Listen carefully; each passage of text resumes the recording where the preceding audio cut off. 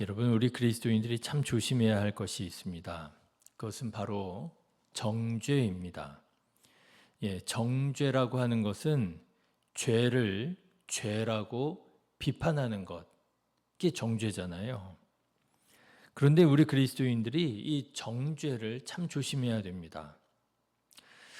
그렇다고 해서 정죄가 꼭 악한 일이라고 말씀을 드리는 건 아니에요. 사실 죄를 죄라고 정죄하는 것은 나쁜 일이 아니지요. 이렇게도 말씀드릴 수 있습니다. 그 누구보다도 죄를 죄라고 정죄하시는 분은 하나님이시라고요. 그래서 여러분, 성경에 보면 하나님께서는요, 죄를 그냥 넘어가시는 법이 없습니다. 다시 말하자면 하나님께서 죄를 정죄하시더라고 하는 거예요. 왜 그렇습니까? 죄는 우리가 절대로 용납해서는 안 되는 것이기 때문에 그렇습니다. 하나님과 사람 사이를 단절시키는 것이 죄잖아요. 그래서 이 죄를 가지고서는 우리가 하나님을 만날 수 없고 우리가 하나님의 복을 받을 수 없기에, 그래서 여러분, 하나님께서는 사람을 구원하시고 복을 베푸시기 위해서라도 정죄하시더라라고 하는 거예요. 그러면 하나님을 믿는 우리 그리스도인들도 하나님처럼 정죄해야 하는 것 아닙니까? 네, 엄밀히 말하자면 그리스도인들도 하나님처럼 정죄해야 할 것입니다. 죄를 죄라고 말해야지요. 죄를 죄라고 말하지 못하는 것은 그리스도인이 그리스도인으로답게 살아가지 못하는 모습일 것입니다. 그렇지만 우리는 하나님이 아니기 때문에 정죄를 조심해야 합니다. 정죄는요, 정죄의 함정이 있다, 그렇게 생각이 돼요. 여러분, 정죄의 함정이 뭐냐? 죄만 비판하는 것이 아니라 죄를 지은 사람까지 미워하게 되는 것이 정죄의 함정이라 하는 거예요. 여러분, 오늘 말씀을 보십시오. 오늘 말씀은 예수님께서 돌보시는 소아시아 7교회 가운데 첫 번째로 에베소 교회에 대해서 주시는 말씀입니다. 그런데 에베소 교회는 어떤 교회였는가? 저는 에베소 교회에 대한 예수님의 말씀을 읽을 때마다 에베소 교회는 참 좋은 교회였겠구나 하는 생각을 하게 돼요. 그렇지 않습니까? 2절 말씀을 한번 보세요. 내가 내 행위와 수고와 내 인내를 안다. 예수님께서 이렇게 말씀하세요. 너의 행위를 안다. 너의 수고를 안다. 너의 인내를 안다. 하나님께서 보실 때에 에베소 교회는 이렇게 수고하고 인내하는 교회였다라고 하는 거예요. 얼마나 좋은 교회입니까? 그뿐 아닙니다.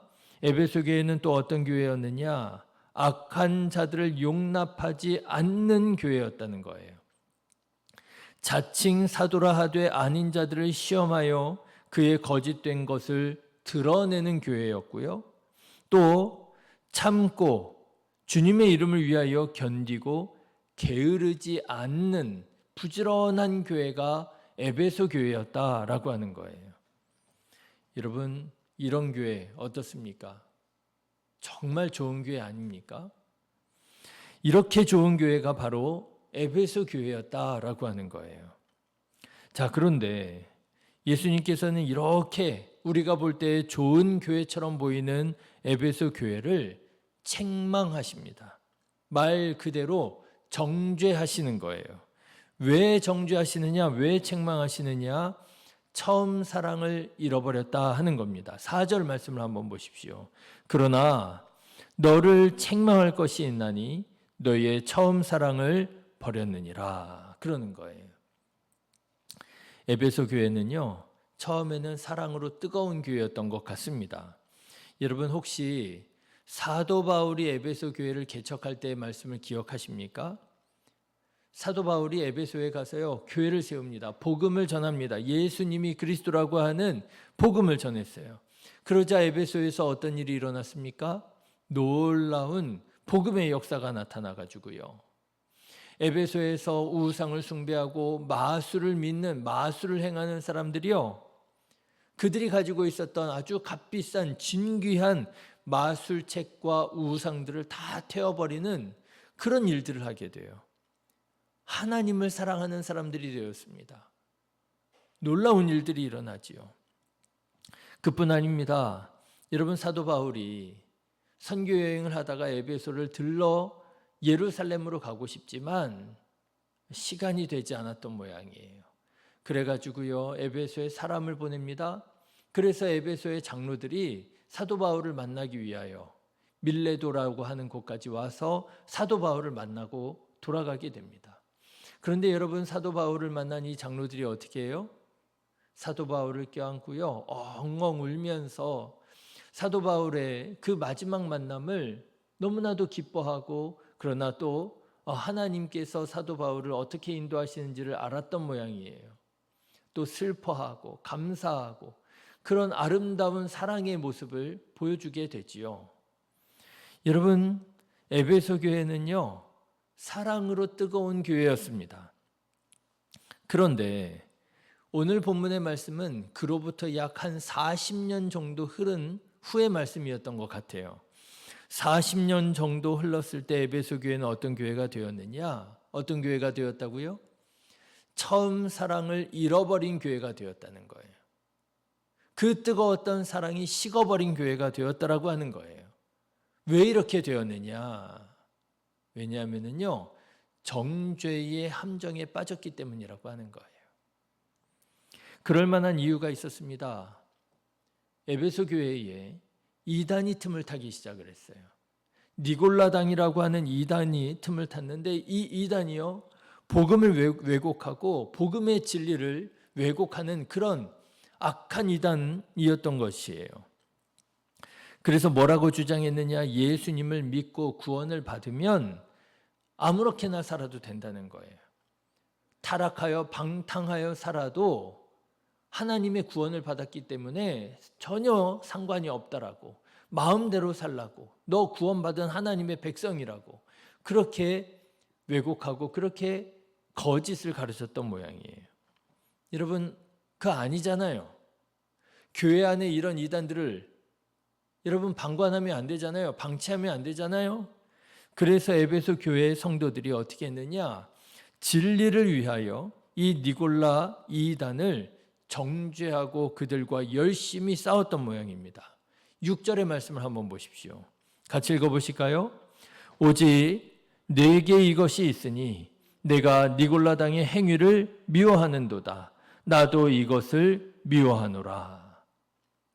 예, 에베소 교회 성도들이요, 니골라당을 미워했다는 거예요. 이거는 진리가 아니란 말이죠. 오히려 진리를 왜곡하는 이단이란 말이죠. 그러면서 이 에베소 교회 성도들이요, 니골라당 이단들과 열심히 싸웠던 모양이에요. 얼마나 열심히 진리를 위해 싸웠는지 6절 말씀 우리가 방금 전에 읽었지만 예수님께서 인정하시고 칭찬하실 정도로 그렇게 진리를 위하여 열심히 싸웠습니다. 자, 그런데 여기에서 그만 에베소 교회 성도들이 정죄의 함정에 빠지고 말았어요. 에베소 교회 성도들이 이렇게 니골라 이단을 맞서서 열심히 싸우며 정죄하다 보니까 반대급부로 그들 안에 있었던 뭐가 식어요? 사랑이 식더라고 하는 거예요. 그 처음 사랑이 식더라고 하는 거예요. 에베소 교회 성도들이요, 서로의 신앙을 신뢰하지 못하고 서로를 바라볼 때마다 의심하게 되더라고 하는 거예요. 서로의 신앙과 사상을 의심하고 검증하려고 들더라고 하는 거예요. 점점 서로에 대한 사랑이 식어지더니 나중에는 하나님에 대한 뜨거운 사랑까지도 같이 식어지더라고 하는 거예요. 그런데 여러분 생각해 보십시오. 사랑이 무엇입니까? 믿음, 소망, 사랑, 그 중에 제일이 사랑이라고. 그리고 우리가 무엇보다도 붙들고 살아가야 할 것이, 지키며 살아가야 할 것이 사랑 아니겠어요? 하나님을 사랑하고 이웃을 사랑하는 것, 그것이 주님께서 우리에게 주신 계명이잖아요. 가장 큰 계명이잖아요. 우리가 진리를 위하여 싸우는 것 당연히 필요합니다. 마땅히 싸워야 됩니다. 그런데 그와 함께 우리가 놓치지 말아야 할 것이, 그것이 사랑이잖아요. 그런데 에베소 교회가 진리를 위하여 이단과 싸우다가 가장 중요한 이 사랑을 그만 놓치고 말았던 거예요. 예수님께서는 사도 요한의 입술을 통하여 말씀하십니다. 그래, 진리를 지키기 위하여 이단을 미워하고 싸우는 것 잘했단 말이에요.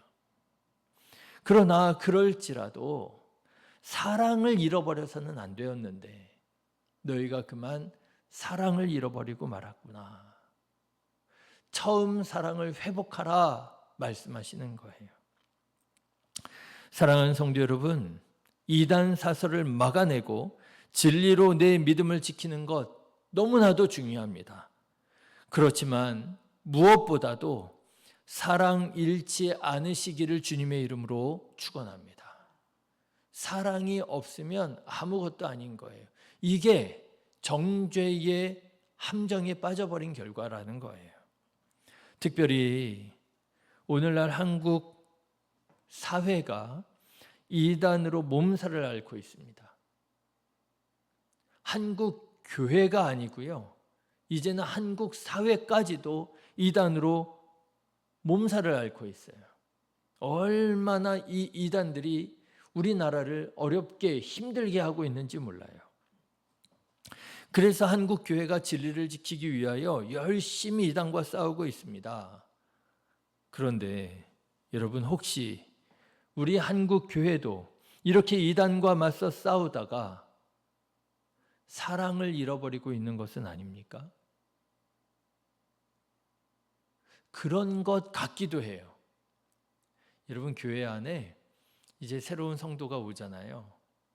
그거 얼마나 귀하고 기쁜 일이에요. 한 영혼을 하나님께서 구원하기를 원하시는데 이 영혼이 주님의 몸된 교회에 왔으니 얼마나 귀하고 기쁜 일입니까? 그런데요, 최근 꽤 오랫동안 한 10년 동안은 새로운 영혼이 교회에 오면은요, 의심부터 갖게 되는 거예요. 저 이단 아니야? 이단이 틈 타려고 온 거 아니야? 그래서요, 심지어는 어떤 일도 있느냐? 교회를 찾아온 사람이요, 먼저 자기 신앙부터 변명을 해야 되는, 저 목사님 제가 어디에서 사는데 저 이단 아니에요, 걱정하지 마세요, 이러면서부터 말을 시작하시는 경우도 있는 거예요. 여러분, 우리 안에 사랑이 식어가고 있는 것은 아닙니까? 진리를 지킨다고, 진리와 맞서 싸운다고 하다가 사랑이 식어가고 있는 것은 아닙니까? 비단 이단만이 아니지요. 나는 나 나름대로 신앙생활 열심히 잘한다고 하는데 나와 맞지 않는 것 같고, 나와 결이 다른 것 같고, 나와 신앙의 경험과 전통이 다른 것 같은 어떤 사람을 볼 때에 나름대로는 진리를 위하여 나름대로는 신앙적으로 한다고 하다가 그 사람과의 갈등이, 그 사람과의 차이가 사랑이 식어지는 그런 이유가 되고 있는 것은 아닌지, 자꾸만 다른 사람 볼 때에 불편해요, 못마땅해요, 마음이 차가워져요. 여러분, 우리도 정죄의 함정에 빠지고 있는 것은 아닙니까? 예수님께서 가장 중요한 건 사랑이라고 하셨는데 과연 우리는 사랑으로 마음이 부드러워져 있고 뜨겁게 서로를 사랑하고 있는 것이 맞습니까? 바라기는 죄를 미워하고 죄를 짓지 말고 회개로 죄의 영향력을 끊어버리되, 여러분, 바라기는 이렇게 정죄하다가 서로를 사랑하지 못하고 의심하게 되는 정죄의 함정에 빠지지 않으시기를 간절히 기도합니다. 하나님께서 기뻐하시는 무엇보다도 사랑의 사람 되셔서 우리 교회가 사랑의 뜨거운 교회가 되고요. 어떤 사람이 온다 할지라도 사랑으로 품어내는 교회, 하나님께서 찾으시고 하나님께서 기뻐 영광 받으시는 사랑의 교회 더욱 되어 가기를 간절히 기도합니다. 기도하겠습니다.